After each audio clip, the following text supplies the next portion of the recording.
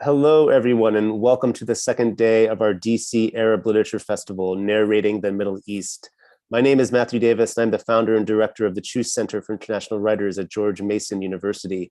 We are the literary partner for this great festival, and I would like to begin this panel by thanking our partners in producing this festival, the Middle East Institute's Art and Culture Center and the Abu Dhabi Music and Arts Foundation. Thanks to both organizations and their teams, and thanks to all of you for attending. This is our final public panel of the festival, and if you've missed any of them so far, I encourage all of you to watch the recordings on the Middle East Institute's website. They are truly not to be missed. So if yesterday we focused a lot on the literature coming out of the Middle East, today we are focusing a bit more on the literary infrastructure that supports it. And we end with promoting contemporary Arab literature. Before I introduce our moderator today, I would like to offer a couple of housekeeping items for those of you in the audience. If you'd like to submit a question for our panelists, please use Zoom's Q&A feature, which you can find on your Zoom screens. Feel free to ask a question at any time during the conversation. The moderator will be looking at them and trying to incorporate as many as possible in our limited time. For those calling in by phone or watching our panel on the live stream, you can ask a question by emailing events@mei.edu. If you have any technical issues, please email events@mei.edu. Also note that there'll be a link dropped for books that you can buy that from authors and translators who have participated in this festival. And I encourage you to go to that link and buy some books. They are an amazing collection of writers that we've brought together for this festival. So now I would like to introduce Ursula Lindsay, who will be moderating this panel. Ursula Lindsay is a reporter, essayist, and book reviewer who largely writes about North Africa and the Middle East. She reported from Egypt for the BBC PRI radio program The World and covered the Arab Spring and its aftermath for Newsweek, The New York Times, The Nation, The New Yorker, The London Review of Books, and The Point. From 2011 to 2014, she was the Chronicle of Higher Education's Middle East correspondent, and she has lived in Cairo, Rabat, and currently lives in Amman, where she is a contributor to the New York Review of Books and co-hosts the Bulak podcast, which focuses on Arabic literature in translation and is part of the podcast network Sout.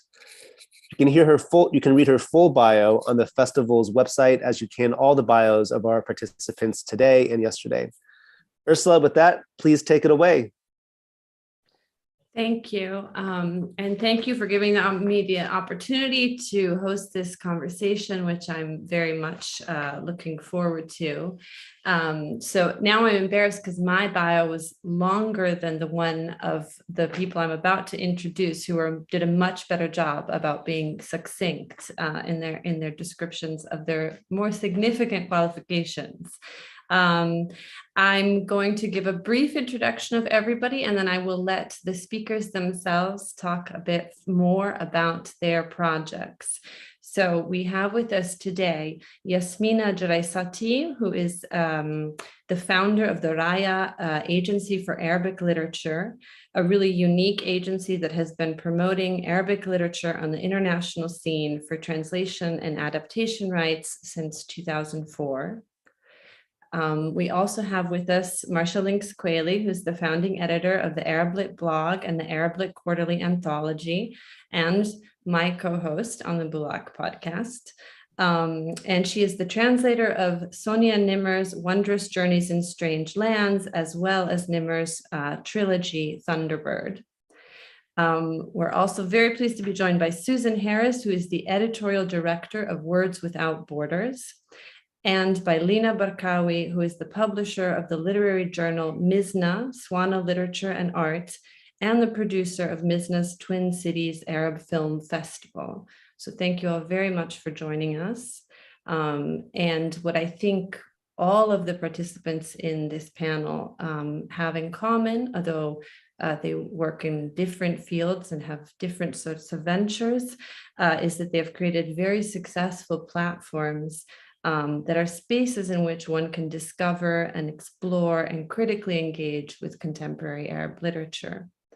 And with that, I'm going to turn it over to you to speak, if you don't mind, each introducing in a bit more detail the projects that you have either founded or that you currently lead, and perhaps with a focus on telling the audience what's the mission, or what was the original impetus, ambition, dream, desire behind the establishment of these projects. And also, if you'd like, what along the way, as they've grown and evolved, has been most surprising or most rewarding or most difficult about captaining these ships. So we don't have any particular order, whoever would like to speak first. And I'm going to be addressing my questions to all of you, and then we can see if you also want to respond to each other. I can go first and get it over with. So I think of everybody, I'm the most accidental platform creator, in that I never intended to make Arablit into anything at all. I opened it in November of 2009, just because I was a new mom at the time, and I had some things to say about books, and I was kind of stuck with an infant. And there were other people who had opened up blogs in Cairo at the time. It was a sort of a rich environment of you know, I knew Ahmed Nagy had a blog at the time. Manal had a really, you know, interesting blogging presence, and it was just something people were doing. So when I started it out, I didn't have any intent in creating a platform or reaching an audience even. I just wanted to write a few things, and I had been frustrated by publishing in magazines, literary, you know, seeing my reviews published in magazines, you know, like 7 months later, and going out in print to a handful of people. But I think there was a community that existed around Arabic literary translation, and a community that was interested, who sort of immediately somehow found this website through Google, or I don't know how, and began responding to it. First, it was Sheikh Mustafa, who I wrote about, and he must have Googled his own name, and he, you know, sort of encouraged me to continue writing. And then it was the Arabist who suddenly directed all this attention at the project. And it was just as a process of people wanting to participate in it, people wanting such a platform to exist where it didn't, that just kind of continuously nudged me forward into making a wider space for more translations, for more excerpts, making a magazine, finding a way to pay translators and authors, finding a way to connect people. So I always perpetually am hoping to find a way to hand this off to an organization. We are hoping to create this Arabic English Literary Translators Association, and I do hope that eventually Arablit can just move in and be a part of them. But so I think the existence of Arablit and Arablit Quarterly is only a testament to the sort of needs of this literary translation community, and doesn't, you know, only I'm sort of been pushed along with it. I can go next and get mine over with as well. I'm with Words Without Borders, and unlike the rest of you, we are Arab that is not our exclusive focus, but is part of what we do. We publish literature from all over the world. We launched in 2003, and to date we publish monthly. Every issue has a theme, either a topic, a country, or a language.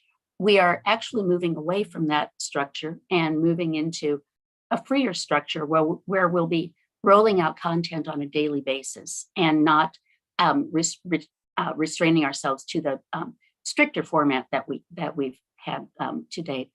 But when we launched in 2003, obviously we're based in the U.S. and obviously the 9/11 attacks were very fresh in everyone's mind. And this was also a time in the U.S. of the axis of evil message from the government. And there was a real lack of understanding of much of the rest of the world, but particularly the non-European, which were always the literatures and the creative work that were less represented in English. And much of our mission was to bring world literature to our readers, to the English language audience, in a way that did not other that literature, that did not, and also also importantly, did not view it through a strictly political prism, which is how in the US we get so much of our information. To date, we published work from, let's see, it changes every day, I think, but from, I think, 141 countries and 126 languages. And we've always worked with the work we published from the Arabic languages to both indicate that, to both underscore that there is no monolithic Arab literature, that every country, every variant, that's the wrong word, I know, but every version of Arabic has its own its own literature, its own literary tradition. And there is more to talk about in all of these countries and cultures than simply what we see through government and politics. That's been our mission, to communicate and to encourage understanding through the publication of world literature. Thank you. I'll go next. Thank you. It's really a pleasure to be here among so many people that I really admire and projects I admire. I'm Lena Barkawi, and I'm the executive and artistic director of Mizna, as Ursula mentioned. In similar ways, we're sort of accidental in the things that we do, and kind of I'm thinking about the question and sort of the origin story of how we came about. But maybe before that, I'll just mention our mission. So we're based in the Twin Cities in Minneapolis, and our headquarters are in St. Paul in Minnesota in the United States. And we have a mission to be a critical platform for contemporary literature, film, art, and cultural production, centering the work of Arab and Southwest Asian and North African artists. For more than 20 years, we've been working to create a decolonized cultural space to reflect the expansiveness of our community and to foster exchange, examine ideas, and engage audiences in meaningful art. I like to read that because it's a very honed mission statement that our team worked carefully on, and it kind of reflects a lot of what we're all about and the values that we represent. But one thing that I think is important to say about Mizna is that we're multidisciplinary, and so literature is part of what we do, and film is another big program of ours. We produce the Twin Cities Arab Film Festival each September here in the Twin Cities, and now online, thanks to the pandemic. And also we do recently a monthly film program. So we sort of inherited an organization that was founded in the late 90s that was really ambitious in the programming that it wanted to undertake, that the board and the co-founders defined as our work. And so we've always sort of been working to try to catch up to these two major projects that we do. And we're not quite there yet, but we're getting there all the time.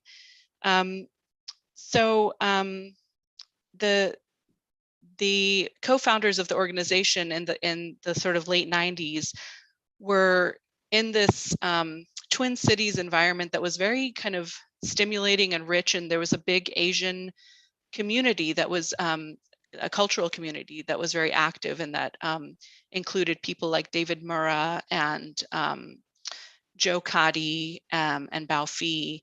And so many initiatives grew out of that time in organizations and projects, and Mizna was one of those. And sort of the other origin story is that our co-founders were involved in the local chapter of the Arab American Anti-Discrimination Committee. And they published the newsletter here locally that was sort of the updates about the organization and the local community. And because they had a real interest in literature, they began a page for poetry and put out a call for submissions. And the national chapter, the national organization, shared that call, and they were sort of surprised by the deluge of work that was coming to them, including from big heroes of theirs like Naomi Shihab Nye and Suhair Hamad, these folks in the Arab American literary community who had achieved sort of mainstream acclaim and success. And so it was just this moment of realization that this space was really needed. And so that was kind of the origin of the idea to create Mizna initially as a publishing, to publish the literary journal Mizna. And then the film festival and other work came in the years after that. And so we publish a print journal, and it's twice a year, and we're still a print journal. We're moving into the online world anachronistically now, so many years later, finally. But we're really devoted to the print. We really love producing a tangible, beautiful a book that comes out twice a year. And we publish poetry and experimental work, prose, including creative nonfiction and fiction, comics, and just very kind of open in that way, interviews. Let's see, what else did I want to say? We're really interested in sort of bold and provocative work, work that surprises our audiences, whether they're the Arab and Southwest Asian, North African audience, or kind of the broader audience. So picking up on some of what Susan was talking about, we can't sort of escape the idea that we live in the US, that we're rooted here, although our authors and readers come from all over. But in this kind of US Western context, there's sort of a predetermined idea of what Arab literature is. And so we really try to resist that in the work that we publish. And I think that authors really value that space where they're sort of unburdened by that representation that they feel, and that's kind of confining in other contexts. So that's kind of what we're all about, and where how we sort of got started. Yeah. Thank you, Lana. I'm very happy that you still put out a print journal. I love that. I started in journalism before, when we were still putting out a weekly magazine in Cairo that came from the printers and sometimes didn't come from the printers. Exactly. It's where my heart is. Yes, thank you. Yeah, we do love it, and it's interesting because as there is so much incredible content that is available online, you do sort of think about the what makes a print project special. And so in recent years, we've also really focused on the design of the journal, that taking a lot of care in what it looks like, what it feels like to read it. And so that's something that we've been really preoccupied with.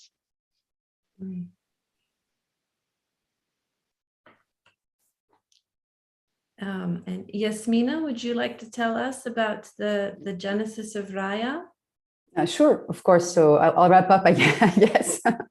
So first of all, thank you for the invitation. I'm looking forward to this discussion. I've heard already so much, and I knew most of you, but Lana, I didn't. So it was very interesting to hear about what you're doing.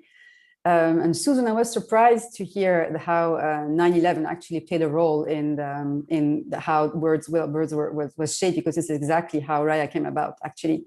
I was an intern starting September 2001 in New York with Akashic Books, actually, at the beginning.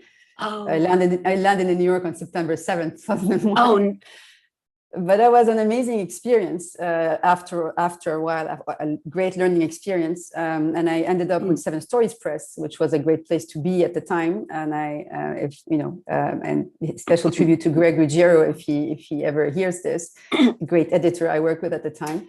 But so, I mean, I guess as an Arab in New York at the time, it was a weird thing to experience. I mean, I never experienced any kind of, racial whatever. So this is what I'm trying to say. But obviously, I was a bit conflicted and torn in my emotions. But one thing that really came out of it was that I really realized how people didn't know who we were and how we, the Arabs, quote unquote, because the question is also who are the Arabs? And that's a bigger question. But how we knew everything about the US. And so this kind of asymmetry I was aware of, but I never realized the extent of it. And so books was my thing, and I was there doing an internship publishing. And of course, I started thinking, how can we bridge this gap, etc. And then when I moved to Europe, to Paris, where I was, because I was still in academics at the same time, I wasn't sure if I wanted to continue in academia or in publishing. So I kind of did both for a very long time. And so in Paris, I started looking for an internship in parallel of my studies. And every single French publisher I interviewed with, everybody was like, well, if you read Arabic, if you come across a great book, let us know. And then I realized, they actually have no access to the books, there. And that was back in 2004. Things changed a lot since that time. And now there are many more platforms, thanks to people like Marsha and other also channels like the prizes and all of that. But at the time, it really felt like it was just this black hole. And people were very curious and had a lot of prejudices, not just about the books or the people, but even about the functioning of publishing. And so I didn't know how I could help. And I started thinking, and then a friend just said, you should be an agent. This is what you should need to be. I didn't even know what an agent was at the time. And so it did take me about 5 years to sell my first book, just because I didn't know, how agents were supposed to act. I never knew, if I was, doing the right thing, if, I was breaking any kind of rule. It was very complicated. The codes were very long to learn. But so this is how Raya started, like officially in 2004, because this is when I decided to really start. And at the time, Frankfurt had the Arab countries as guest of honor. And so I went there and I met with all these huge authors, all on the same park in the same hotel in Frankfurt, where also I was able to stay in a shared room with someone. And so, even Mahmoud Darwish, I got to have a drink with him at the bar, so many people were there. I can't even start naming. Fouad Takalli, who passed away since, like so many people. So it was very impressive. And at the time I would go and say, okay, I started my agency, I was 24. Would you sign the rights? And I'm like, yeah, sure, whatever, where do I sign? Nobody read the contracts, they didn't even, it's not that they didn't care. I think they didn't really understand what it implied. And the things worked before, it just, things happened or didn't happen. It wasn't so formal. And in a way it was good, in a way it wasn't, of course, because it leads to a lot of misunderstandings and confusion and precisely the kind of situation that European Western publishers want to avoid. And so in the beginning, it was people would sign rather easily. And I tried, and it was very hard, as I said, to sell, because I was an unknown agent talking to publishers about a book they couldn't read. So obviously it's a bit complicated to get their trust. But after a while, I did break through. It just takes a lot of time in the beginning, but then I partnered up with co-agents. And I think this helped a lot in giving credibility to my project. And then the first book was released, and then other languages, and then press came, and slowly, along with the author's reputation, my reputation started to get established, and then people started to trust me more. And this is how I guess this is the core asset of an agent in the end, I suppose. So Raya has, since the beginning, focused on high quality literature. I never know how to call it in English, because when I say literary, it's kind of scary. It doesn't really reflect what I mean by literary, because in French, it's not exactly the same thing. But so I like to say high quality literature. I think it keeps it more broad. But we have a notorious problem of editing books in the Arabic industry. And so the books that I tend to represent are not always polished, but they always have something, I think, for them, like either the topic or the story, or something in the way a certain topic is tackled, or something really unusual about a topic that deserves to be heard. So I really try to pick books that that say something, interesting. And as Susan was saying, moving away ideally as much as possible from very sometimes and still rigid ideas about what to expect in Arabic literature and what should work or not. But it's a complicated balance, and it's a complicated exercise, because you do want people to see the commercial potential in the book. And sometimes when you move away too much from that, then it doesn't sell, and then they won't buy again. And what you want is actually, you want editors to keep buying Arabic literature and you want it to sell, because otherwise, that effort will stop. But I think we've come a long way since I started. Probably a lot of things came together that brought attention to Arabic literature, even if it wasn't for the best reasons. Unfortunately, I think it's mostly for political reasons that people got interested in Arabic literature. But personally, I tried to use these political reasons to draw their attention and broaden it, and try to open doors. But of course, it's not all in my control. And so the dream was to change the world, of course, to answer your question, Ursula. I don't know if I managed, but I hope I was able to reach some readers with some books. So that's basically it. So now it's been a while, and Raya is still quite a small agency compared to others who've really grown and what started at the same time as me in other languages. And I'm not sure of the reason, if it's my way of working that keeps it small, or if it's the nature of the market. I always wonder, if I should have taken different decisions. But I think today I'm kind of happy with what I'm doing, and I think I should stick to defending books I really believe in as much as I can. Sometimes you have to take on books you're not really convinced by, but as much as I can. And I think the vast majority of the books I represent are really books I believe in for various reasons, and that's I think a luxury. So there, that's Raya in a nutshell. Well, I've enjoyed reading several of your titles, actually, including Lewis's book. And I was just going to ask you, what was the first book? What was the first book that you sold, the one that you managed? It was Jabur Douaihi, who passed away last summer, and it was Rose Fountain Motel, and it was Actes Sud, Farouk Mardambey, who bought it. And it was a bit of he could have done it without me. Farouk knows every single book that comes out of the Arab region, and he knew about it. But I should say I still have to get some credit, because I kind of pushed him to do it. But he already knew the book, he knew the author, and he was just waiting to do it. And then I met him in Paris, and I interned with him actually before starting the agency as well. And so he was my first ever contract. So thank you, Farouk, for keeping me there, because at that point in time, I was about to just forget about the whole idea, because I thought it would never happen. And so that's the first book. It's a beautiful book as well. I don't know if you've ever read Jabur Douaihi, but I'd recommend. It's a very subtle, sarcastic type of literature. Yes, no, he's on my endless list of people that I know I absolutely have to read, but I haven't had the pleasure yet. So I'll look forward to that. So from your remarks, this question has actually already come up, my next question, which is this question of defining Arab literature at all to begin with. And Susan, as you said, there's many different literatures within Arab literature, and you can't really sort of categorize it geographically or in terms of identity or even in terms of language. There are Arab writers who don't write in Arabic, and so I'd like to hear from you sort of what you see Arab literature as encompassing. What it sort of means to you, and whether finding an exact definition, in what way does that matter or not matter? I think, and again, I keep in mind, I am the lone non-Arabic speaker in the room, so I do cut me some slack. But I think we are a general magazine in the sense that we are trying to bring something new to readers who are theoretically interested in everything.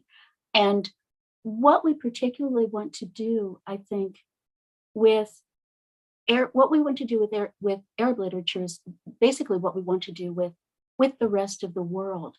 Find the stories that people are telling that indicate stories that have a sense of place, that indicate what people are thinking, what people are doing, what daily life is like in these places. I think I might be getting away from your original question, Ursula. I'm sorry. No, not at all. I mean, yeah, my question is also about sort of, and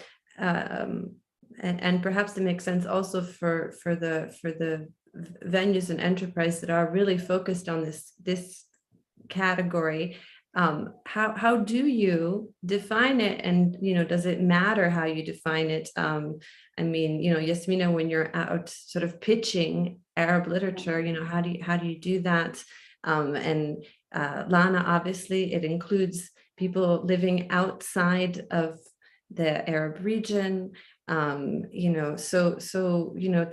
love to hear from everyone on this. One thing that, because we publish such a, because we publish so much from so many places, everything on our site is essentially intersectional, so that we have things that are translated from Arabic, that are from, for example, Syria, that are about a topic. And I think there are so many different ways to approach Arab literature, and to see that, okay, I'm interested in Arabic literature, but I'm interested in Arabic literature on this topic, or conversely, I'm interested in this topic. I'm interested in the topic of families, and I'm going to, oh, here is something in this list that's translated from Arabic. And so like working with everything, again, from our perspective, everything being intersectional, but also exhibiting specific elements among writers, among areas, but also, specific and universal. Yeah. Which always sounds very fatuous, doesn't it? But I think you know what I mean. For us, oh, please, Yasmina. No, go ahead. Go ahead.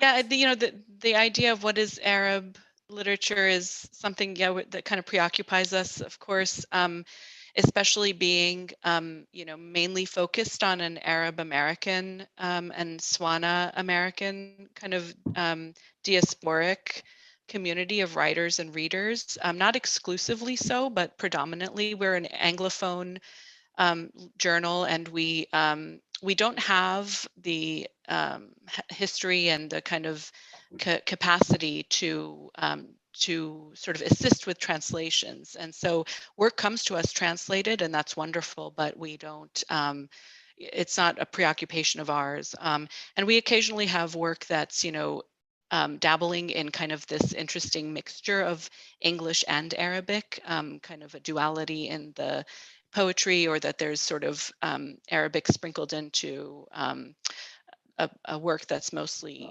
English.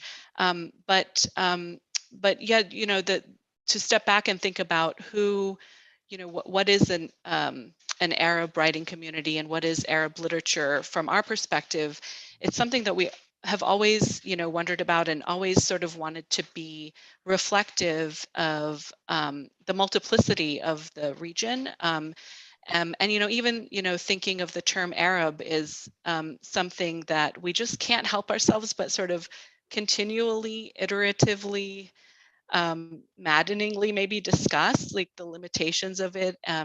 The fact that in the U.S. context, post 9/11, but even before that, that like Arab is so charged and so vilified, that it's almost kind of a slur. And so sort of to take it back and be like, very proudly sort of an Arab organization is something, like, unfortunately, that's kind of radical. But at the same time, it's also, very important, and especially for our, like, within the community, to think about the fact that the Arabic speaking world is full of ethnicities and people groups who don't identify as Arab. So, what does it mean for us to publish, a Kurdish writer or a Coptic writer who, in maybe their families in Egypt or, Iraq, would be shocked to think of themselves as Arab, like it wouldn't even compute, but when you're sort of in this Western kind of immigrant or diasporic context, there's a natural solidarity that, there's a sort of a shared, unavoidable truth that there's sort of a shared cultural reference point and sort of shared experience on some level. And so there's, these are sort of things that we think about, and I don't think there's one sort of answer to the question, except to say that we've sort of found ourselves moving to the term Southwest Asian, North African, even though it's a mouthful, and it's not familiar to many people in the same way that Middle East is, but because it just removes that colonial gaze of Eurocentrism, and it also kind of speaks to the sort of expansive community that we're really trying to be a platform for. So really trying to resist kind of an over focus on the Levantine that so much pervades US based Arab cultural production, and really just try to think expansively in that way. And like I said, it's quite iterative and interesting,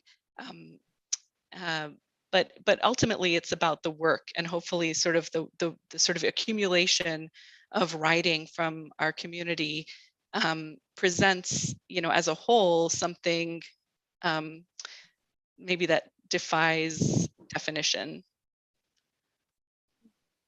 Yeah. I wanted to, I agree on that. Ultimately, it's about the work. This is basically how, from my point of view, it's a very pragmatic answer, because otherwise it's an endless question. And I think plurality of definitions are welcome. Otherwise, it becomes dangerous and very rigid. So I think it's good that there are several ways to look at it, and maybe several ways to define it based on what we want to, what we want to shed light on when we use the term Arab. What is it that we want to encompass? I don't think it's a rigid concept. Not for me at least, and I don't think it should be, but that's a different question. But from my perspective, I didn't have much of a choice, in the sense where I was, I had a very pragmatic angle. I was trying to sell literature to people. So my point was trying to give them access to literature they couldn't access. So therefore, language was the main way that I had to I defined. That's why I say Arabic literature in my case, and not Arab literature, because it's just about the language. My message is, you can't read this book. I can, and I'll tell you about it. That makes it very simple. Of course, the question never arises. What if it's like, let's say, what if it's suddenly, I don't know, like a French, Arabist, as they call them, or someone that loves Arabic, that starts writing in Arabic. Would that be on your list of representations? Well, it never occurred. If it does, I'd be interested to know what they have to say. But it so happens that today, whatever is written in Arabic typically comes from that space that we call, the Arab region. And so therefore, basically, I end up working with a subset of writers, because others don't write in Arabic, and that's it. But that doesn't exclude anyone who'd write in Arabic. I'd be interested in their works. And in fact, I did cheat on my own rules, which I think is a good sign, because I'm not as rigid either. And I did, take on authors that considered themselves Arabs, like from Morocco, for example, but wrote in English or in French. So I did have like these kinds of experiences, but it was more an exception than the rule. And I tend to work with Arabic literature as that's the main identity of what I do as an agent. Because I just think it's just one way of doing it that simplifies. But otherwise, I think it's a fascinating question. And I think I mentioned in a previous conversation, I find the relationship with French very interesting and very telling here, because we have this whole notion of Francophone literature, which for many writers who write in French is insulting, because they own French. Why are they Francophone if it's their language? The French came to them, in a colonial framework, and then they owned it, and then suddenly it's not French literature because it's not from France, the metropole.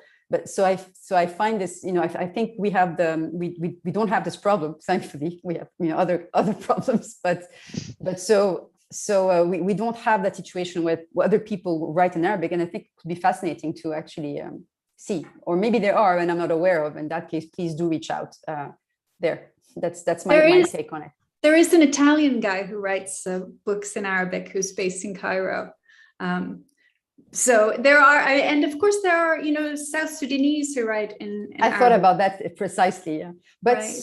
But Sudan kind of does fit in the space in a way. I mean, right. I mean, Yeah, that's exactly. the thing. That's the thing. So I also sort of Yeah. center on Arabic literature. I would, I don't think you could ever call the project what we do Arab literature, but the boundaries are always yeah, and they should remain blurry and fluctuate. The translator of Olivia Elias, who writes in French and is Palestinian, would you like to share some of this poetry? Well, it's beautiful poetry, so why wouldn't we? Exactly. That's exactly that how I think it should work as well. And on the Kurdish point, I think it's fascinating because someone came to me once, but my problem in that case was I couldn't read Kurdish. Otherwise, I would have loved it just for the concept.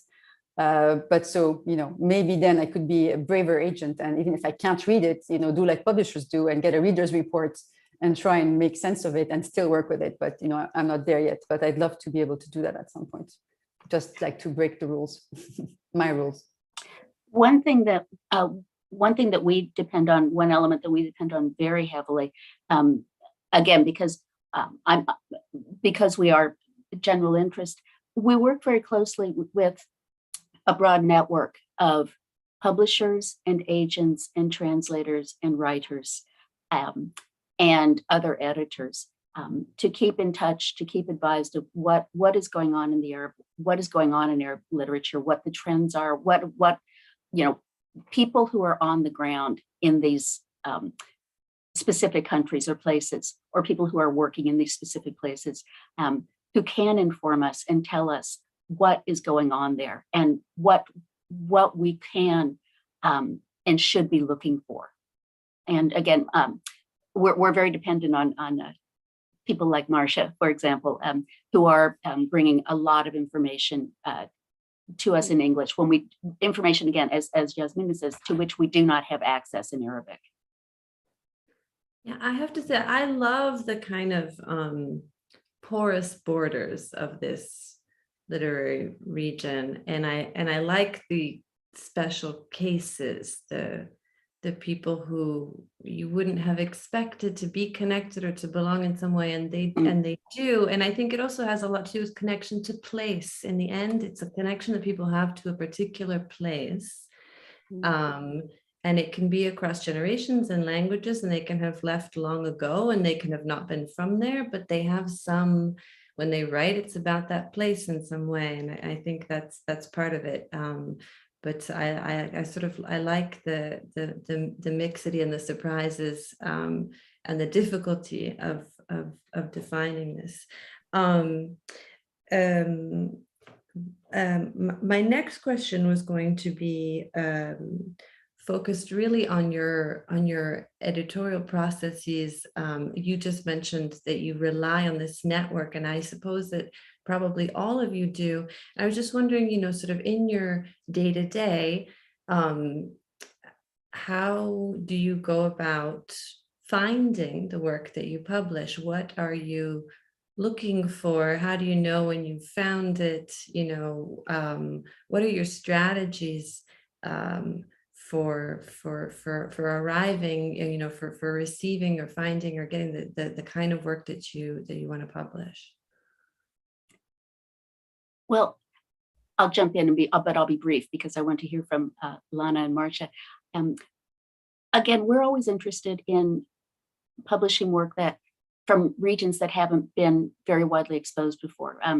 Again, for example, we published an issue of Sudanese women's writing because for whatever reason, very little writing from Sudan gets translated into English in the first place, and most of it is by male writers. And so we worked with the wonderful translator Sawad Hussein, who brought us these wonderful pieces again, and made a selection. We worked with her on the selection, and then we worked with Sawad and the other translators who contributed to the issue on working on the text themselves. So that's one example. But we're always looking for again, countries we haven't published from and topics we haven't published on. So always talking to people. The translators are an excellent source of information about what's going on in their various languages and cultures. Yeah, I would say that, I don't know, I've never thought about the breakdown of how it is. There's a certain number of things that come in through our submittable. Certain number of things that just come in through the email inbox, and we try and get through all of those at some point. And some really magical, so there are many things that come in through email or sort of general submissions that you don't end up considering, but there are some really magical things that arrive that way. Probably the majority of things do come through translators or trusted readers, people whose taste that you believe in, who recommend something. Also out of necessity, or I don't know, I feel compelled to also keep up with these, new prizes that have, made such a space for themselves in recent times. Some of them I do out of a feeling of compulsion, and some of them I really enjoy, like the Etisalat Prize for Arabic Children's Literature is something that I really enjoy and have discovered some YA novels that I've really fallen in love with out of. And it used to be before COVID that walking around at book fairs was a useful way for me to discover new things, just asking people at the stand what other people are buying or what they like, or just even kind of just picking up books and rifling through them is also, I try to rely as much as possible on serendipity. For us, we have submissions, reading windows for our 2 issues a year, and a lot of work comes that way. It's important to us that each issue includes authors who we've never published before, alongside authors who we have a relationship with over years. But that influx of new writers, many of whom it will be their first, for them it'll be their first publication, and that's become, we've come to realize it's an important thing to be open to, because it's difficult for a new writer to to find a literary magazine that will take them as a new writer. But also, commissions, we commission writing as well, and invite submissions from particular people on particular topics. And we try to read everything. We read everything that comes in, and lately that's become like a happy problem of if it's become overwhelming. And so we've, we're figuring out ways to divide the work of reading, and sort of creating short lists that the selection panel then can sort of come to consensus on. But yeah, we really are always aiming for, like I said, kind of a diversity of publishing, from emerging to established, because I think there's something very important about that, kind of having that side by side of the very first poem from a person in the same issue with Khalid Matawa. I think there's something that is useful about spotlighting the new emerging writers alongside, and kind of using that acclaim that authors have received. And we're just always, surprised, I think, continually that writers like Khalid or Safia Al-Helu, want to share their work with us. They definitely don't need our space, but we're sort of honored to be a space for them. And I think, just to kind of go back to the question of Arab literature, because it's just occurring to me, and maybe some of the conversation from the last question, it's nice to think about, the work that we publish, surprising our audience, that it's both sort of a homecoming, and Arab person in the US, the Swana person in the US picks up Mizna, and it feels familiar, and like you can sort of relax and feel at home and feel challenged and pushed and have an expansion happen. I think that's actually the quality of great literature, period, is the strange combination that you have of a feeling of recognition and a feeling of surprise. It's like, it's true. I feel somehow this is true. And also maybe it's something I know nothing about. And yes. Yeah.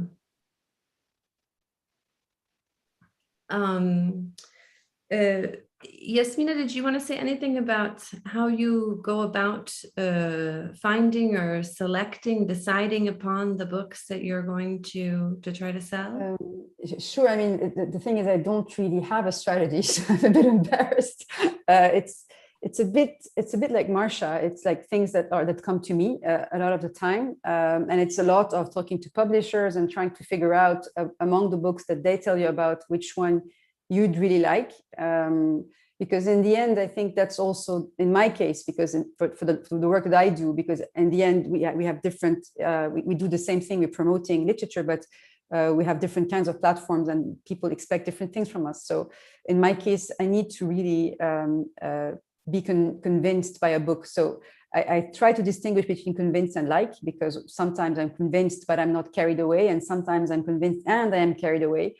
It did happen that I'm carried away, but not convinced, but that's a different kind of book that, that I can see is so interesting for what it is, but will not make it out there, so that's more rare, but it does happen. And so it's hard for me to say why this book and not that book. It's not very, I tried to formalize it in many ways, sometimes like to explain it, but there isn't a real clear answer apart from what I already said in terms of books that really have like this value about something they have to say. That's all I can say about these books. But other than that, it's just pure almost coincidence. So sometimes when I miss a book, I'm utterly frustrated. How did I miss that book? But at the same time, there aren't like, in other countries, you get these very professional, exhaustive publications. And in this case, it's a lot of, research, looking at the various websites, relying on people. Word of mouth, I think, is very important in my case. Yeah. Mostly, yeah. And of course, like looking at the books at the book fairs when they happen, and I can attend. But But this idea of looking for something that is in some way surprising or, goes against the grain or against expectations, I think this has sort of have been part of almost everyone's definition here. The question I have is, even when you have work like that, sometimes as it moves into being presented to a Western audience, we run into this other problem that we've talked about, which is the sort of over politicization of Arabic literature. So the work might be great, and still the way it's sort of presented is often kind of educational for the Western reader, or very representative of a particular experience, of a particular type of particular national narrative or narrative. And so, but I think there are ways, and I think you all do certain things to try and sort of push against that. And so I'd like to talk about sort of maybe some of the things that you do to frame the work itself so that it's free to be itself, I would say. Yeah. I'll continue with this because I can relate to this so much, and mostly often in every single meeting that I get, with international publishers, where I'm trying to, it's as I said, it's a difficult balance to strike, because at the same time you do want to give them the commercial hook that will allow them to pitch the book internally if it's a large house and they need to get the approval of their, the hierarchy, for example, for that book being acquired. And you want to give them arguments that they can already picture in their heads when they're going to talk to the press or to their own, internal. So you want to free it from all of this context, but at the same time, you want to show the relevance in case they want to use it when they market the book. But so it is tricky, because you don't want to trap the book in that. But at the same time, if you free it too much, then you run the risk of the book not being acquired. So but it's frustrating, for example, when a book was acquired and the author is recognized, but then the press only focuses on the political side. And this is the most frustrating. And I've attended to an interview once acting as an interpreter because there was no one else there between one of my authors and the press. And the questions were all political. And it's a literature book, and it's a very literary book. And, and the author started by saying that she was typically frustrated by interviews that only focused on the politics, but still within that interview. So it just, it's difficult to fight against this once the book is out. So sometimes what I'm trying to say is that first phase before the book is out, in my case, you do want to show how this is relevant for current affairs because it's a pitching hook. But once it's out, you also want to broaden up to the readers. And this is where the press needs to be a bit more, I don't want to say open-minded, but maybe, open-minded. I can't find another word about these books. But yeah, it's well, yeah, and focus on them as literature first and foremost. I think as someone who is like in the, you're dealing with the publishing industry, you're dealing with the actual, commercial pressures of it. You have less leeway than perhaps literary magazines, who in the end can make their selection without that kind of pressure of needing to talk a publisher into buying it. So I'm curious, Marcia and Lana, are there ways in which you think it's possible to like frame things in such a way as to minimize that kind of look? Well, we were talking about this at the event that took place at this time yesterday, about the difference between creating a space in which you're co-creating an experience with the readers, and looking at the book as sort of an anthropological or ethnographic, and all the different players involved in either creating an audience around a book or it being this sort of distanced object that you're looking at.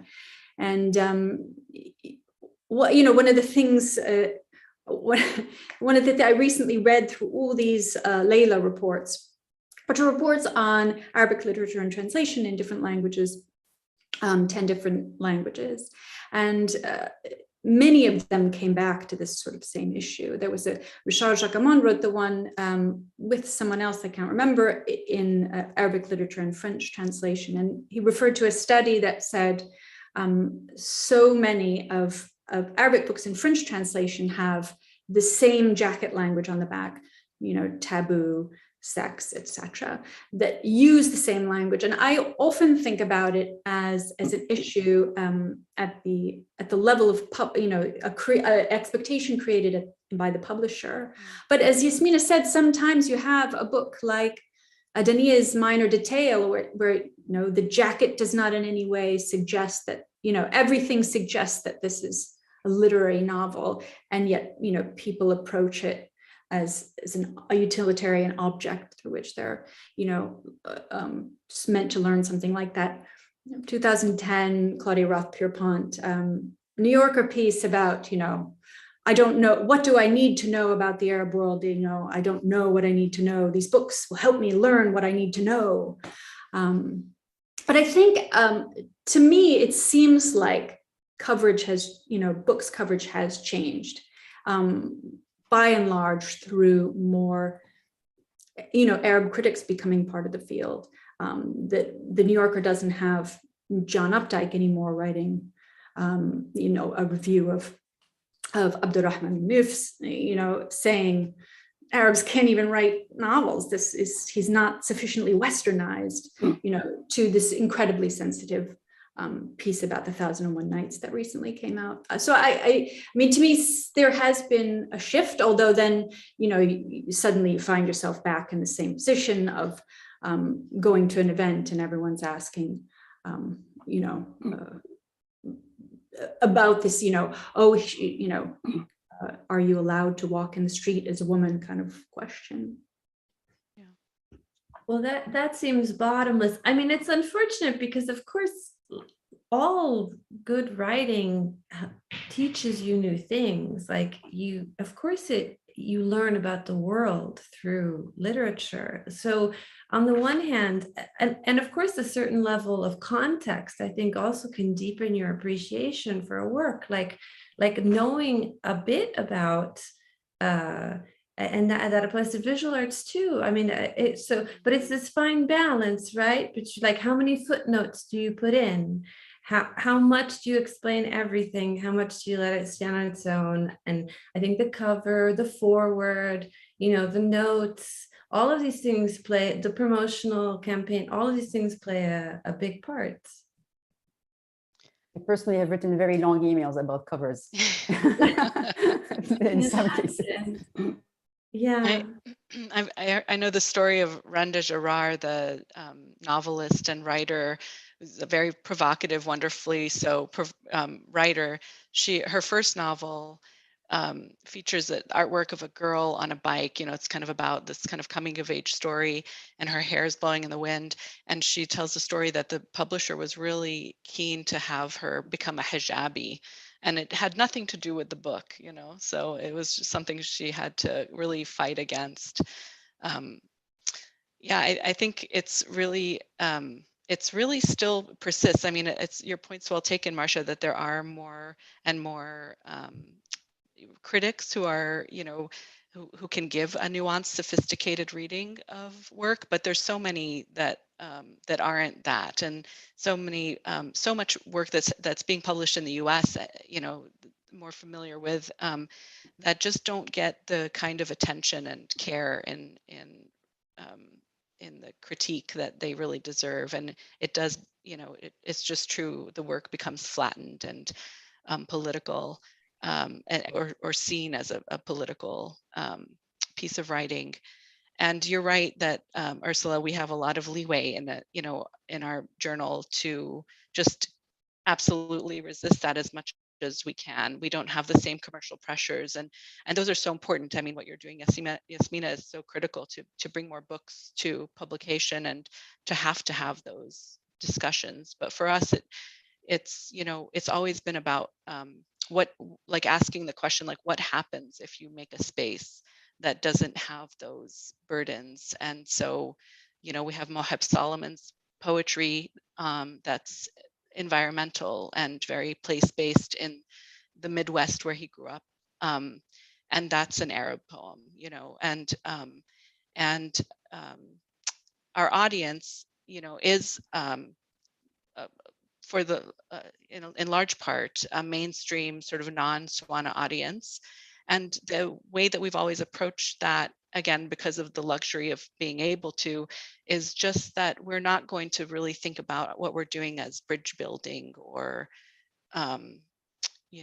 educational as the primary goal. If that happens as a byproduct because you're exposed and you're pushed and surprised, and maybe it makes you read more and Google, to find the sort of political context of what was happening at the time that this story was written, wonderful. But it's not going to be sort of the burden of the journal to kind of fill in those gaps. Yeah, I think we're also fortunate in not having to. Sometimes, I work with publications where they're like, you must explain this, you must bring this to the reader. Like, if I want to say that these writers from the Maghreb and the Mashriq, and that's how I want to define what we do, then, and you don't understand it, well, find it on Google, I don't know. So yeah, I mean, there's a big difference between being a small publisher and, the large houses. Actually, on this note, there's an interesting illustration. There's a professor, I forgot the university, but the US-based, her name is Dima Ayoub. I don't know if you've known or come across her. And she did a whole research on paratext, so all of the footnotes and the translator's explanations. And she found out very interestingly how, well, first of all, she has to gather as much as she can data on published works from the Arabic into English, which is a huge part of her research. And it is increasing, but it's still not masses of books. Even it's much more than before, but still, like surprisingly, not that large of an amount. But interestingly, in the early phases of translation, there was still this kind of curious, exotic look, but the paratext was mostly about food, and more cultural details. Like this word refers to like a kind of space, and more like it was really get to learn, but with an anthropological kind of lens.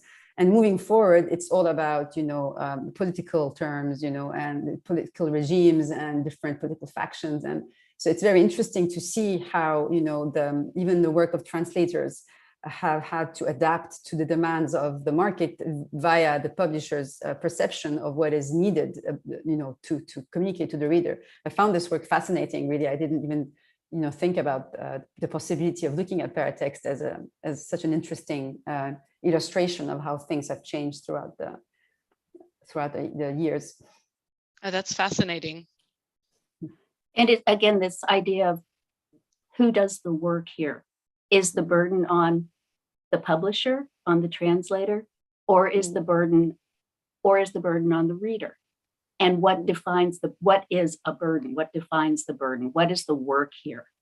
What has, again, do we bring it to somebody, or do we ask someone to come to us?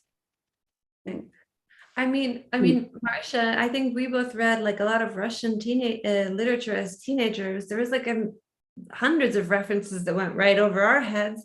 The books are wonderful. We plowed through, and if we read them now, we'd probably go look up a lot more stuff and get a few more things. But I think coming back to this thing is like the work first, right? Like the work Absolutely. is what pulls you in, and then it's your call if it, to fill in the blanks, and filling in the blanks can be fun actually, and part of the fun of reading. And rereading. Yeah. Otherwise, what's the point, right? Yeah, I completely agree. Right. Well, I think that we are almost out of our time, and I just before we close, I want to thank all of you, because I have personally enjoyed reading things in all of the publications and the books that you have put together. So really, it's been a pleasure. And I think I hope if some of the listeners aren't familiar already with these publications, then you should definitely check them out, and read the books that Yasmina has brought onto the market and into our languages, because they're fantastic. Thank you. That's a wonderful way to wrap up, Ursula. Thank you so much, and thank you to you, Ursula, for moderating this, and to Lana and Susan and Marcia and Yasmina for your wonderful conversation. Learned so much, about the importance of place and the continuing potentially politicization of Arabic literature. But also, it was interesting. Our opening remarks were given by Rabia Al-Madin yesterday morning in DC, and he mentioned a lot about the role of the critic and the importance of criticism. So it was interesting to sort of have you all talk about that as well. And so sort of tying that together from our opening panel yesterday.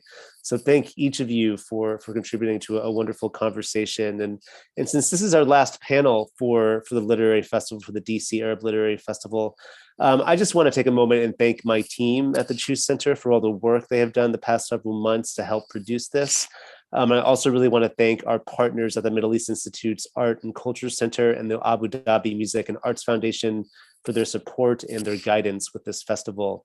Most importantly, though, I want to thank all the writers, translators, and thinkers who joined us over the past 2 days. It has really been invigorating to hear such a diversity of voices and to be reminded of the literary vibrancy being created by artists from the region of the Middle East. And I want to remind everyone to please purchase some books in the links provided during the festival to catch any panels you have missed by watching them on MEI's website. They're well worth your time. And finally, of course, I want to thank all of our attendees for joining today and yesterday. You've asked great questions, shown your support. And I hope that the next time we do this, perhaps we can do this in person and we can see your faces as well. And with that, I want to turn it over to Lynn, the director of MEI's Arts and Culture Center, to wrap us up. So Lynn. Sure. Thank you, Matt. Thank you for our panelists. I learned so much. This was a fascinating conversation, but let me reiterate all of Matt's thanks to everyone, to our phenomenal sort of speakers over those 2 days, to the moderators who have crafted such insightful and thoughtful conversations, and to our co-presenter and partner ADMAF and our literary partner, the Cheuse Center. But Matt, I want to extend a thanks to you and your team. We couldn't have done this without you. Thank you for all the time and the conversations and the brainstorming sessions that we've had over the past few months to craft this wonderful festival. Those past 2 days have been so rich. I feel my mind is sort of buzzing with all the valuable information and the wonderful work that's been shared by writers and poets. And really, this is a testament to the incredible talent that exists and the incredible people who make it possible, from people like you we have here on this panel, for your dedication, your vision, your passion to sort of support this, the writers and the poets and you know, the cultural output of the region, in a sense. Last but not least, again, to our attendees, the viewers, we always have you in mind when we craft programs. So thank you for sticking with us for those past 2 days. And looking ahead, we really, I think, need to step back and take stock and really absorb everything that's been said over the past 2 days. I probably have to watch again and again to sort of not miss what's been shared and said, so as we can come back and craft even more innovative and inspiring programs for you in the future. And, you know, finally, although we're wrapping up here virtually together, we have an in-person closing for this festival at the Middle East Institute today from 4 to 6 p.m. The program will include a short segment of poetry reading from Zaina Azzam, who's the poet laureate of the city of Alexandria, and Mariam Gum'a, who is a physician and writer in DC. So if you are in DC, please stop by. We are on 1763 N Street Northwest. You are welcome. We will be here from 4 to 6. And it's beautiful today in DC, thankfully. So we can hang out a little bit in the courtyard. And if you've enjoyed the festival, we hope that you will also check out our programs. You can sign up on our website to receive our flyers for arts and culture. And yeah, I just want to thank everybody. You know, I wish you well, and thank you again for joining us.